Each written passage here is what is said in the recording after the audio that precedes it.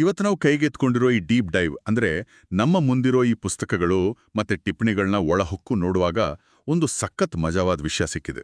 ಅದೇನಪ್ಪ ಅಂದ್ರೆ ನೀರಿನ ಒಳಗೆ ಹೋದ್ರೆ ಏನಾಗತ್ತೆ ಅನ್ನೋದು.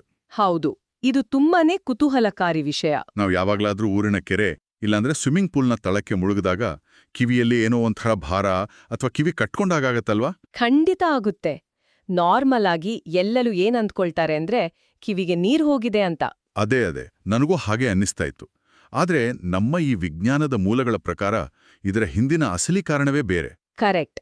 ಆ ಕಿವಿ ಮುಚ್ಚಿ ಹೋದ ಅನುಭವ ಬರೀ ನೀರಿನಿಂದ ಆಗೋದಲ್ಲ, ಅದು ಆ ನೀರಿನ ಒಂದು ಅದ್ಭುತವಾದ ಜಾದು. ವಿಜ್ಞಾನದಲ್ಲಿ ಇದನ್ನ ನಾವು ಲಿಕ್ವಿಡ್ ಪ್ರೆಷರ್ ಅಂತ ಕರಿತೀವಿ. ವಾವ್, ಲಿಕ್ವಿಡ್ ಪ್ರೆಷರ್ ಕೇಳೋಕೆ ಭಾರಿ ಥ್ರಿಲ್ಲಿಂಗ್ ಆಗಿದೆ. ಹೌದು, ಇದನ್ನ ಅರ್ಥ ಮಾಡ್ಕೊಳ್ಳೋದು ತುಂಬಾ ಸುಲಭ. ಮೊದಲಿಗೆ ಏನಪ್ಪಾ ಅಂದ್ರೆ ನೀರಿನ ಪ್ರತಿಯೊಂದು ಸಣ್ಣ ಹನಿಗೂ ತನ್ನದೇ ಆದ ಒಂದು ತೂಕ ಇರುತ್ತೆ. ಅಂದ್ರೆ ನೀರಿಗೂ ತೂಕ ಇದೆ ಅಂತಾಯ್ತು. ಎಕ್ಸಾಕ್ಟ್ಲಿ. ನಾವು ನೀರಿನ ತಳಕ್ಕೆ ಹೋದಾಗ ನಮ್ಮ ಮೇಲ್ಗಡೆ ಎಷ್ಟು ನೀರಿದೆಯೋ ಆ ಇಡೀ ನೀರಿನ ತೂಕ ನಮ್ಮೇಲ್ ಬೀಳುತ್ತೆ. ಇದನ್ನ ಹೈಟ್ ಆಫ್ ಲಿಕ್ವಿಡ್ ಕಾಲಮ್ ಅಂತ ಕರೀತಾರೆ. ಓಹೋ, ಒಂದ್ ನಿಮಿಷ, ಇದನ್ನ ಊಹಿಸ್ಕೊಳ್ಳಕ್ಕೆ ಒಂದ್ ಸಣ್ಣ ಆಟ ಆಡೋಣ. ಈಗ ತಲೆ ಮೇಲೆ ಒಂದೇ ಒಂದು ನೋಟ್ಬುಕ್ ಇಟ್ಕೊಂಡ್ರೆ ಹೇಗಿರುತ್ತೆ? ಏನೂ ಭಾರ ಅನ್ಸಲ್ಲ. ಅದೇ ಸ್ಕೂಲ್ ಬ್ಯಾಗ್ನಲ್ಲಿರೋ 10 ಪುಸ್ತಕಗಳನ್ನ ಒಂದರ ಮೇಲೊಂದು ತಲೆ ಮೇಲಿಟ್ರೆ ಅಬ್ಬಾ, ಸಿಕ್ಕಾಪಟ್ಟೆ ಭಾರ ಆಗುತ್ತೆ. ಕರೆಕ್ಟ್. ನೀರು ಕೂಡ ಹಾಗೇ ವರ್ತಿಸುತ್ತೆ ಅಲ್ವಾ? ಹೌದು. ಡೆಪ್ತ್ ಅಂದ್ರೆ ನಾವು ಎಷ್ಟು ಆಳಕ್ಕೆ ಹೋಗ್ತೀವೋ ನಮ್ಮ ಮೇಲಿರುವ ನೀರಿನ ಪ್ರಮಾಣ ಅಷ್ಟೇ ಹೆಚ್ಚಾಗತ್ತೆ. ಅದರಿಂದ ಆ ಪ್ರೆಷರ್ ಕೂಡ ಜಾಸ್ತಿ ಆಗತ್ತೆ. ಅಂದ್ರೆ ಆ ಸ್ವಿಮ್ಮಿಂಗ್ ಪೂಲ್ ಎಷ್ಟು ಅಗಲವಾಗಿದೆ ಅನ್ನೋದು ಇಲ್ಲಿ ಮ್ಯಾಟರ್ ಆಗಲ್ವಾ? ಇಲ್ಲವೇ ಇಲ್ಲ. ಆ ನೀರಿನ ಹೈಟ್ ಎಷ್ಟಿದೆ ಅನ್ನೋದು ಮಾತ್ರ ಮುಖ್ಯ. ಓಕೆ, ಇಲ್ಲೇ ನನಗೊಂದು ಡೌಟ್ ಬರ್ತಾ ಇದೆ. ಈಗ ಒಂದು ಕಲ್ಲು ಅಥವಾ ಮರದ ತುಂಡು ಅಂದ್ರೆ ಒಂದು ಸಾಲಿಡ್ ಬ್ಲಾಕ್ ತಗೊಂಡು ನೆಲದ ಮೇಲೆ ಇಟ್ರೆ ಅದು ಕೇವಲ ಕೆಳಗಡೆ ಮಾತ್ರ ಭಾರ ಹಾಕುತ್ತೆ. ಹೌದು. ಮತ್ತೆ ನೀರು ಹೇಗೆ ಬೇರೆ ರೀತಿ ವರ್ತಿಸುತ್ತೆ, ಕಿವಿಯ ಒಳಗೂ ಹೇಗೆ ನುಗ್ಗುವ ಹಾಗೆ ತಳ್ಳುತ್ತೆ? ಇದೇ ಅಲ್ವಾ ಅಸ್ಲಿ ಪ್ರಶ್ನೆ. ಘನ ವಸ್ತುಗಳು ಅಂದ್ರೆ ಸಾಲಿಡ್ಸ್ ನ ಕಣಗಳು ಒಂದೇ ಕಡೆ ಅಂಟ್ಕೊಂಡು ಕೂತೋತವೆ. ಆದ್ರೆ ದ್ರವಗಳು ಅಂದ್ರೆ ಲಿಕ್ವಿಡ್ಸ್ ಆ ರೀತಿ ಸುಮ್ನೆ ಕೂರಲ್ಲ. ಅವು ಮೂವ್ ಆಗ್ತಾ ಇರ್ತಾವ? ಹೌದು. ನೀರಿನ ಕಣಗಳು ಯಾವಾಗ್ಲೂ ಜಾರ್ತಾ ಚಲಿಸ್ತಾ ಇರ್ತವೆ. ಹಾಗಾಗಿ ಅವು ಎಲ್ಲಾ ದಿಕ್ಕುಗಳಲ್ಲೂ ತಳ್ಳುತ್ತವೆ. ಅಂದ್ರೆ ಬಕೆಟಿನ ತಳಕ್ಕೆ, ಸೈಡ್ಗೆ, ಮೇಲೆ, ಕೆಳಗೆ ಹೀಗೆ ಎಲ್ಲಾ ಕಡೆಗೂ? ಕರೆಕ್ಟ್. ಒಂದೇ ಡೆಪ್ತ್ನಲ್ಲಿ ಎಡ, ಬಲ, ಮುಂದೆ, ಹಿಂದೆ ಎಲ್ಲ ಕಡೆಗೂ ಈಕ್ವಲ್ ಪ್ರೆಷರ್ ಇರುತ್ತೆ. ಓಹೋ, ಅಂದ್ರೆ ನಾವು ನೀರಿನಲ್ಲಿ ಮುಳುಗಿದಾಗ ಆ ಲಿಕ್ವಿಡ್ ಪ್ರೆಷರ್ ನಮ್ಮನ್ನ ಮೇಲಿಂದ, ಕೆಳಗಿಂದ, ಸೈಡ್ನಿಂದ ಎಲ್ಲಾ ಕಡೆಯಿಂದಲೂ ಅಪ್ಕೊಳ್ತಾಯ್ತು. ಅದಕ್ಕೆ ಕಿವಿಯ ಒಳಗೂ ಆ ತಳ್ಳುವ ಅನುಭವ ಆಗೋದು. ಆದ್ರೂ ನನ್ಗೊಂದು ವಿಷಯ ತಲೆಗೆ ಹೋಗ್ತಾ ಇಲ್ಲ. ಏನದು? ಈಗ ಒಂದ್ ಸಣ್ಣ ಜ್ಯೂಸ್ ಕುಡಿಯೋ ಉದ್ದನೆ ಗ್ಲಾಸ್ ಇದೆ, ಮತ್ತೆ ಒಂದು ದೊಡ್ಡ ಸ್ನಾನ ಮಾಡೋ ಬಕೆಟ್ ಇದೆ ಅನ್ಕೊಳ್ಳಿ. ಓಕೆ. ಎರಡರಲ್ಲೂ ಒಂದೇ ಎತ್ತರಕ್ಕೆ ನೀರು ತುಂಬಿದ್ರೆ ಏನಾಗುತ್ತೆ? ಬಕೆಟ್ನಲ್ಲಿ ತುಂಬಾನೇ ನೀರಿರುತ್ತೆ, ಹಾಗಾಗಿ ಅಲ್ಲಿ ತಳದಲ್ಲಿ ಪ್ರೆಷರ್ ಜಾಸ್ತಿ ಇರ್ಬೇಕಲ್ವಾ? ಇಲ್ಲೇ ಇರೋದು ಮಜಾ. ನಾವಾಗ್ಲೇ ಹೇಳಿದ ಹಾಗೆ ಪ್ರೆಷರ್ ಕೇವಲ ನೀರಿನ ಹೈಟ್ ಮೇಲೆ ಆಧಾರವಾಗಿದೆ.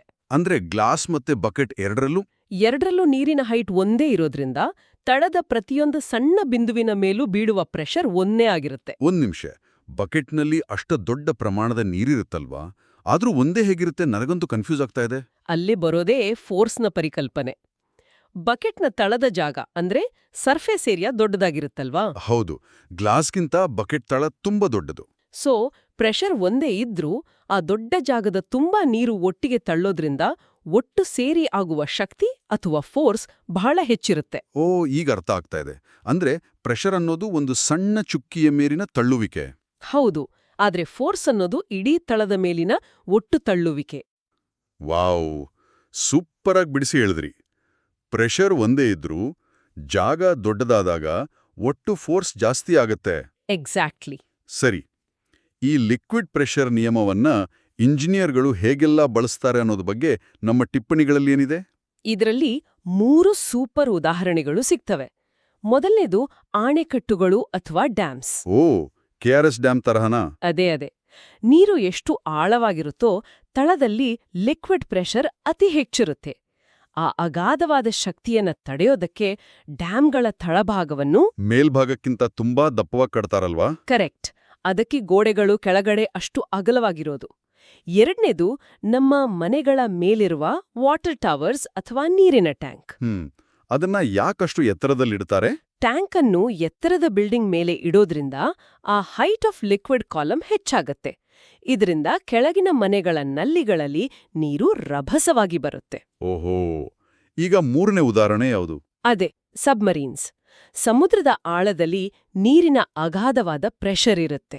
ಹೌದು, ಆಳಕ್ಕೆ ಹೋದಷ್ಟು ಡೆಪ್ತ್ ಜಾಸ್ತಿ, ಹಾಗಾಗಿ ಪ್ರೆಷರ್ ಕೂಡ ಜಾಸ್ತಿ. ಕರೆಕ್ಟ್. ಅದನ್ನ ತಡೆಯಲು ಈ ಸಬ್ಮರೀನ್ಗಳನ್ನ ತುಂಬಾ ದಪ್ಪವಾದ ಮೆಟಲ್ನಿಂದ ಮಾಡ್ತಾರೆ.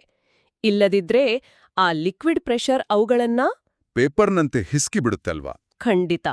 ಒಟ್ನಲ್ಲಿ ಡೆಪ್ತ್ ಹೆಚ್ಚಾದಂತೆ ಪ್ರೆಷರ್ ಹೆಚ್ಚಾಗುತ್ತೆ, ಮತ್ತೆ ನೀರು ಬರೀ ಕೆಳಗೆ ಮಾತ್ರವಲ್ಲ, ಎಲ್ಲಾ ದಿಕ್ಕುಗಳಲ್ಲೂ ಕೆಲಸ ಮಾಡುತ್ತೆ ಅನ್ನೋದು ಇವತ್ತಿನ ಮುಖ್ಯಾಂಶ. ಹೌದು. ಆದ್ರೆ ಈ ನಮ್ಮ ಪುಸ್ತಕದ ಕೊನೆಯಲ್ಲಿ ಒಂದು ಕುತೂಹಲಕಾರಿ ಪ್ರಶ್ನೆ ಇದೆ. ಏನದು?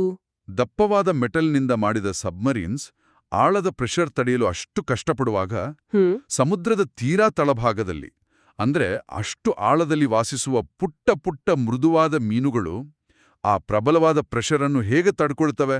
ಆಹಾ, ದಪ್ಪ ಮೆಟಲ್ ಕೂಡ ನಜ್ಜುಗುಜ್ಜಾಗುವ ಜಾಗದಲ್ಲಿ ಆ ಮೃದುವಾದ ಮೀನುಗಳು ಆರಾಮಾಗಿ ಹೇಗೆ ಈಜ್ತವೆ?